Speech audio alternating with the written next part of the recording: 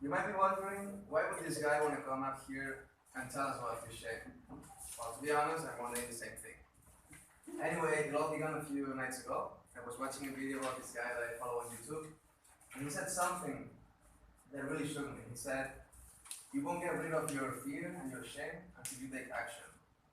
What he meant by that is until you do something about it. It got me a bit angry at first because I thought I was already taking action, I was already doing something about it, but it's good that I wasn't. So I started to think, what could I do in order to trigger all of these emotions that I want to get rid of? I thought maybe I can gather a group of people on the street and tell them about my shame.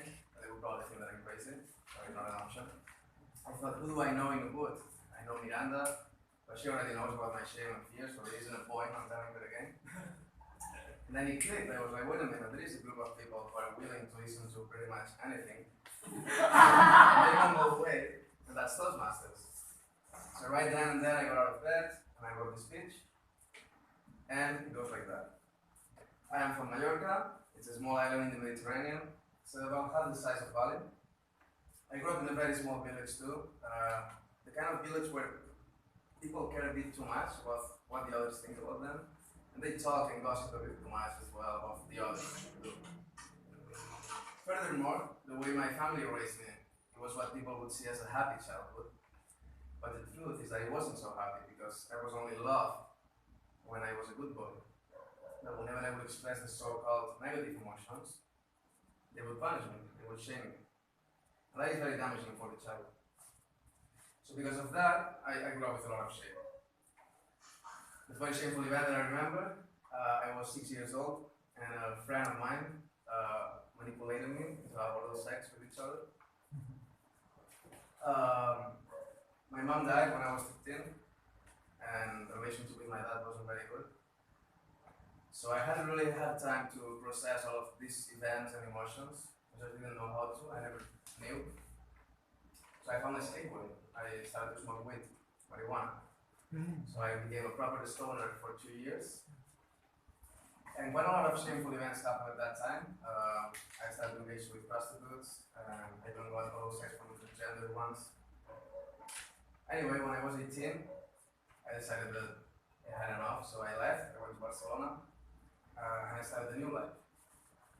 I had a few different jobs the first few years. I tried to study something, it didn't really work out. When I turned 21, I found a new job. I became a party promoter. It was really fun for a while because I was making a lot of money, really. I got to travel a lot, and I was having a lot of sex. A lot. And at that time, I wasn't aware yet that sex was a huge addiction for me. I just thought I was a very lucky guy. So it was really fun for a while. Anyway, the truth is 2 years after, I was in a very dark place because I wasn't only promoting for parties, but I was also selling drugs. And I was making connections between tourists and prostitutes. And I myself, I was taking a lot of drugs, a lot of cocaine, and I was engaging with prostitutes as well. So it was many times where I would end up at 7, 8 a.m. in a warehouse somewhere in Barcelona, receiving oral sex from a Chinese prostitute and snorting cocaine at the same time. And that actually happened many times. So, as a result of this such an unhealthy and unloving lifestyle for such a long time, I got a disease. It's not what you're thinking, it's not a sexual disease. It's a very rare condition, it's called lipomatosis. Basically, it's about small tumors, about 1 centimeter, that they grow under the skin. And it all went really quick. Within a year, I could count over 60 of them, all throughout my body. So that brought a lot of fears. How much are they gonna grow? How many am I gonna get? And it brought depression along as well. So by the end of last year, I decided I had enough of this lifestyle in Barcelona, so I left. I started traveling. I've been around Thailand and Cambodia for a while. And then out of randomness completely, I ended up in Bali.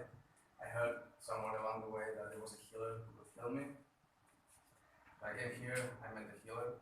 He did some weird stuff with his hands and poked my toes with a stick. Didn't work. And then through a friend, I heard that there was a woman in Bali who was doing emotional coaching, emotional healing.